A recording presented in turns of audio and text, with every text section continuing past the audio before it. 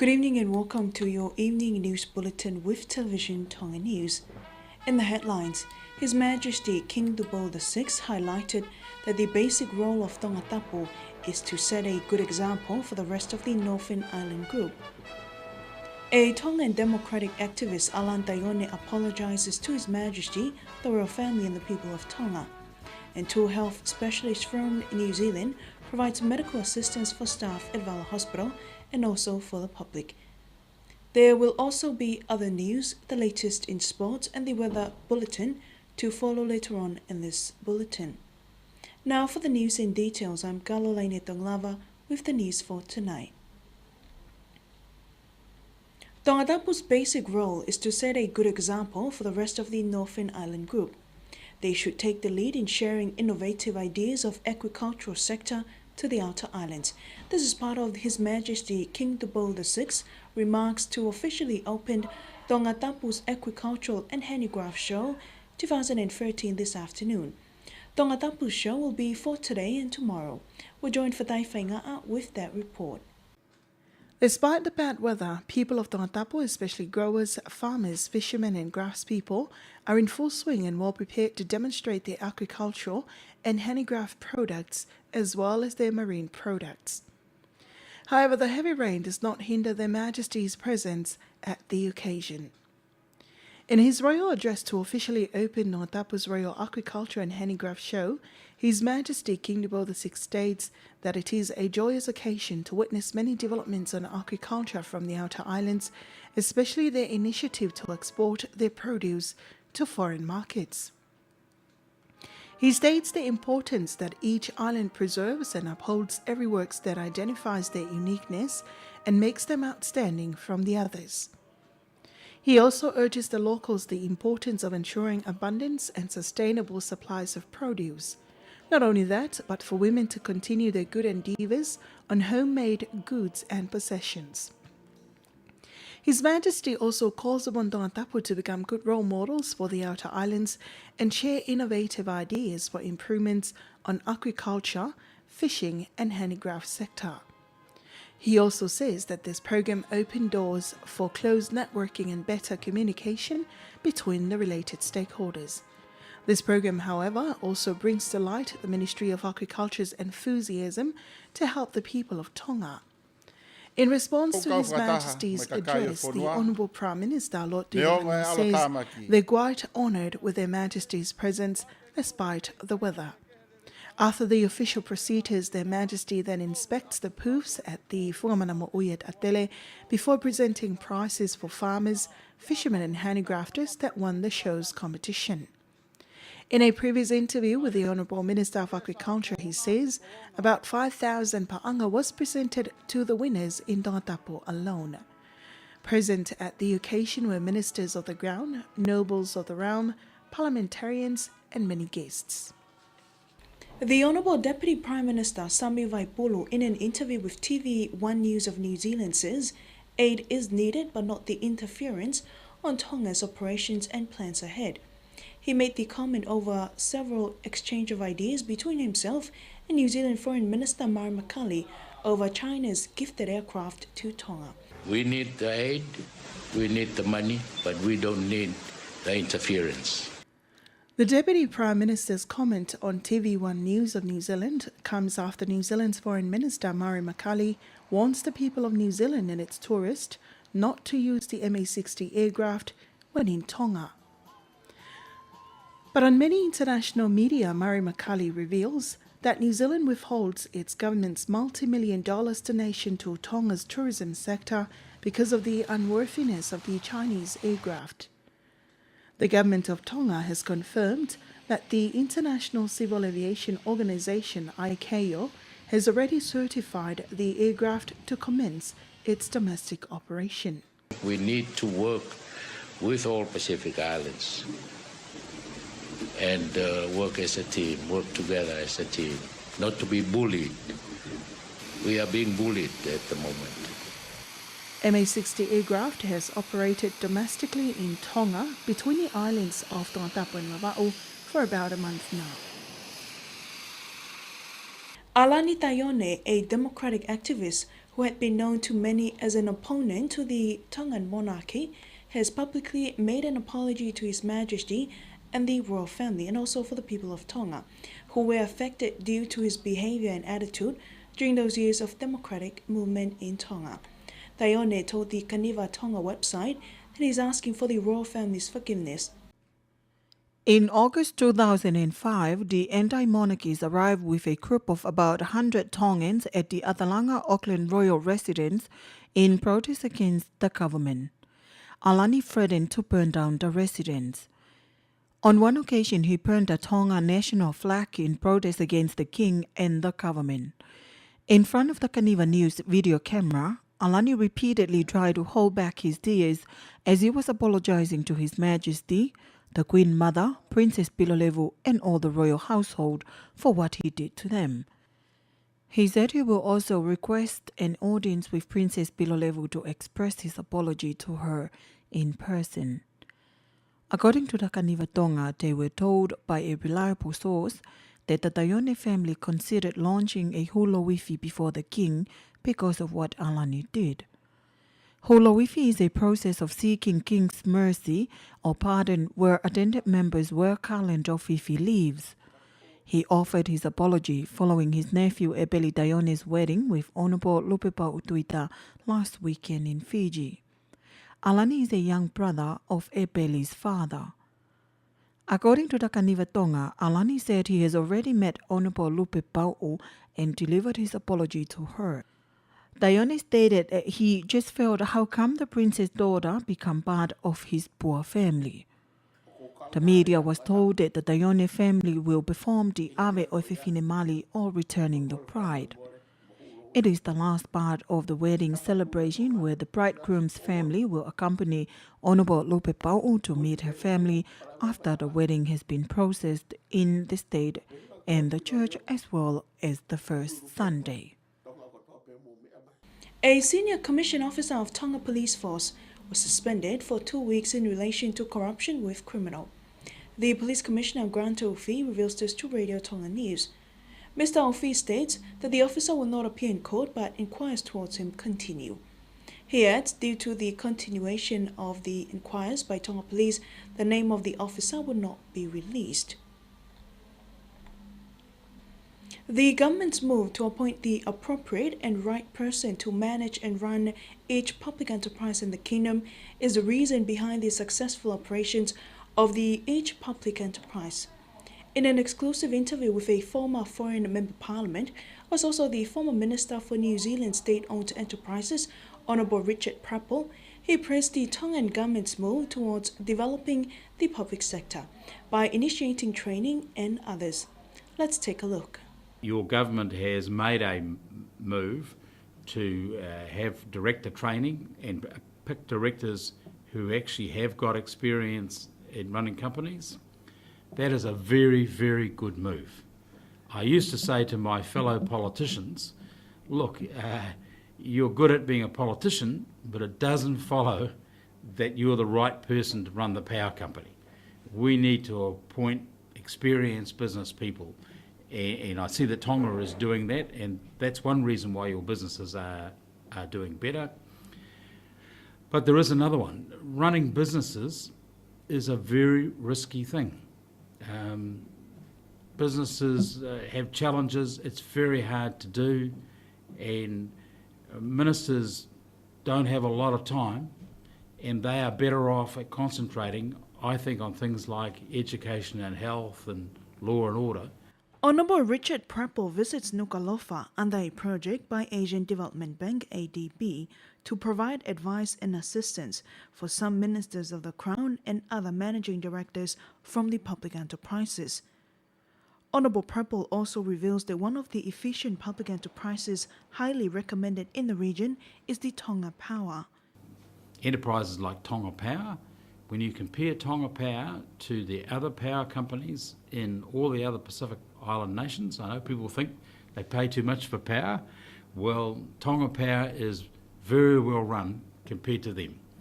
So I'm partly coming with that good message to say, hey, that's well done. But of course, with anything that's human, you can do better. And so I then come and say a tough message. When speaking to Radio and Television Tonga News, Honourable Prapo revealed that he is regarded as the architect of the public enterprises in New Zealand because New Zealand was the first country to move from managing various government departments to become an individual public enterprises. Honourable Prapo pays a similar visit to Fiji, Samoa, Solomon Islands, Papua New Guinea and the Marshall Islands. Two health specialists from New Zealand, a gastroenterology and an obese surgeon, are currently providing assistance in the medical field at the Vaula Hospital. The services provided include training, medical advice, amongst others. Sin Latu has that story. The two specialists, Dr. David Schroeder and Dr. Tony Smith, sharing their skills and experiences on their specific field of expertise to surgeons in Vaula Hospital. Dr. Tony Smith is a gastroenterologist who is offering training on the field of endoscopy. So I've seen 40 or 50 patients already, and we have endoscoped and colonoscoped 25 of those. And there have been 4 cases of very serious bleeding from the upper stomach and the duodenum, and we've been able to inject adrenaline, which helps stop the bleeding, and we've got specific clips that we can put down the endoscope and clip the bleeding vessel and stop the bleeding. And in all 4 patients, they've been able to go home early, and normally they would have to have an open operation and to take out part of their stomach. Dr. Smith is the first gastroenterologist to visit Tonga, but he hopes that the cooperation will continue in the future. Meanwhile, Dr. David Schroeder is a specialist doing obese surgery. He's in Tonga to see what sort of equipment and accessories needed for the type of surgery that he will conduct. What we're doing with the surgery is making the stomach a whole lot smaller. And there's different operations that we can do to do that, and we do them all keyhole, so laparoscopic surgery, so just little wee cuts, and we can remove 3/4 of the stomach so you can't eat as much, or we can bypass the stomach. So we have these different techniques, but the interesting thing is that although we're operating on the stomach, and this is the interesting thing for people that may be listening to this, you think, I need to eat. After the operation, that is gone. It's easier. You don't have to fight the food nagging at your brain all the time. Because your stomach isn't the problem. It is your brain that is the problem. He is to return to Tonga towards the end of this year to conduct these surgeries. And although some of the main roads have been widened because of the construction of roundabouts in parts of the main intersections in Nuku'alofa, however, the CEO of the Ministry of Infrastructure, Ringo Fa'aliu, says this is government's move to ensure the safety for pedestrians. Anasil Falekaono with the details. The Tongan government prioritised the importance of road maintenance. Speaking to Television Tonga News, the CEO of the Ministry of Infrastructure, Ringo Fa'aliu, says the purpose of the road maintenance operations is to provide better roads for the people's transportation. Speaking of the extension of the roundabout, the project was enabled because of the heavy vehicles and the lorries that are transporting containers. Parts of the current road maintenance are clearing the sides of the road in order to provide a sidewalk for the pedestrians. Meantime, over 70% of the road maintenance completed were funded by the World Bank together with the AusAid. There are also other road maintenance work that are funded by the Asian Development Bank. The extension of the road is the government's responsibility. Another attention was diverted towards the poor path available for pedestrians to be safer from vehicles. According to the CEO of the Ministry of Infrastructure, Phase 1 for this project is near completion, and Phase 2 will be soon initiated, which will be carried out in the outer islands, including Vava'o, Hawaii, Ewa, and the two Niues. The project began this year is expected to end by December 2013. And that's the local news. Sports is up next with Sin Latu.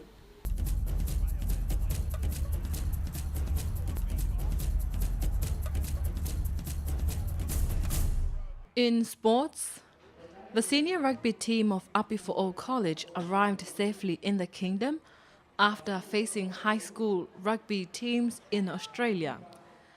Api4O's master of the team, Father Selwini Akauola, said the purpose of their friendly match was to seek opportunities for their current students as an attempt to boost the players' career in rugby. Meantime, while the senior rugby team were in Australia, they played against the Achill College and won with a score of 31-0. They also defeated the Endeavour Sports High with 29-5. Father Selwini said the school funded their own trip. There were 41 altogether in the team, 35 of them were players and 6 officials. Rookie first 5/8 Tom Taylor may have aided the All Blacks Bledisloe Cup cause before a ball is kicked in anger.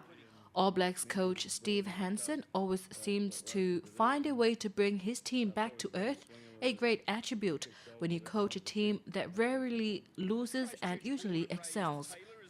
Hence, this week has been just another for the All Blacks as they put a 47-29 thrashing of the Wallabies in the rear view mirror and look toward Westpac Stadium tomorrow.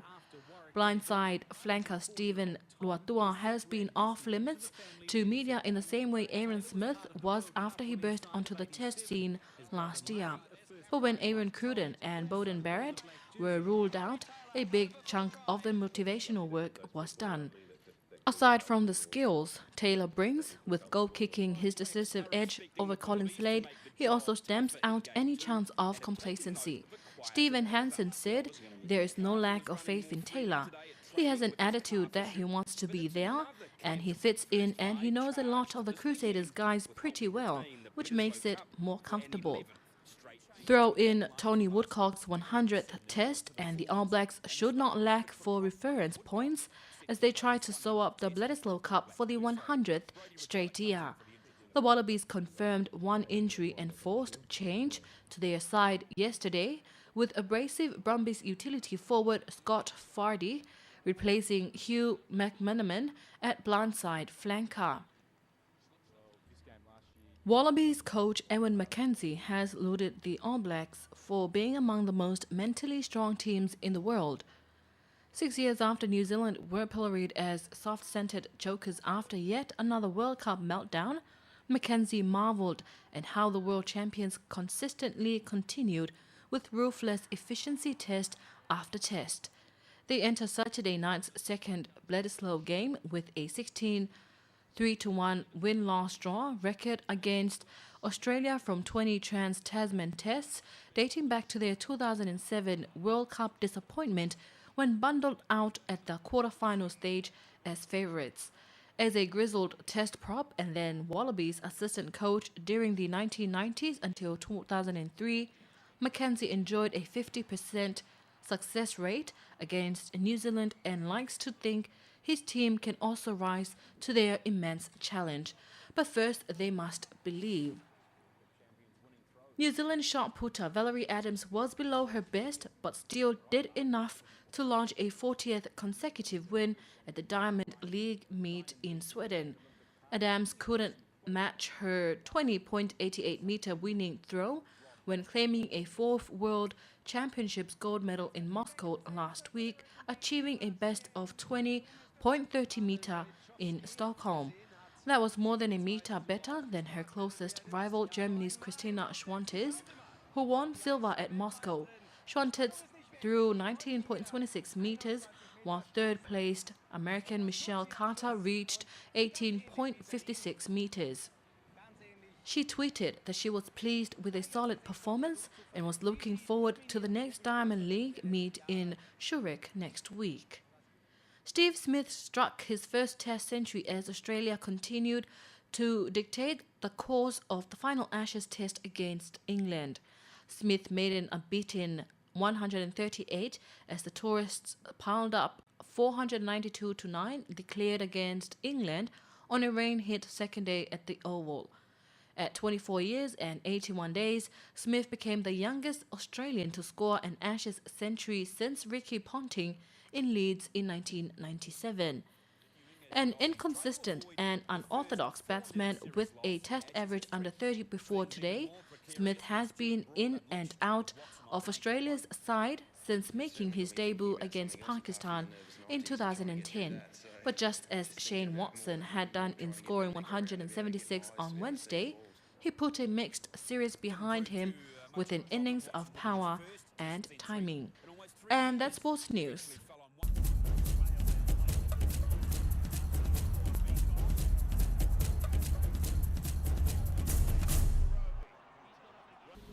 Now for the weather forecast.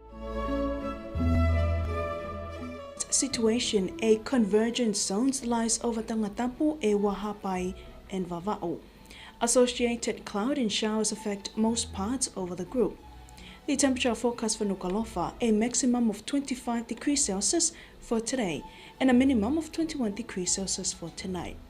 The marine weather bulletin: for Vava'o, Hapai, Tongatapu, and Ewa coastal waters. East to northeast winds 10 to 15 knots, variable at times up to 10 knots. Slight seas. Elsewhere, east to northeast winds 10 to 15 knots, slight seas. For the tide predictions, high tide will be at 9:30 this evening. And that's the latest weather forecast. Before I go, here's a final look at today's top stories. His Majesty King Dubo VI highlighted that the basic role of Tongatapu is to set a good example for the rest of the Northern Island group. A Tongan democratic activist, Alan Taione, apologizes to His Majesty, the royal family and the people of Tonga. And two health specialists from New Zealand provides medical assistance for staff at Vala Hospital and also for the public. And that wraps up Television Tonga's news bulletin for tonight. For more on these stories, do call us on 23556 or check us out on our Facebook page on Radio Television Tonga. Thanks for watching. I'm Kalolaine Tonglava. Have a pleasant evening.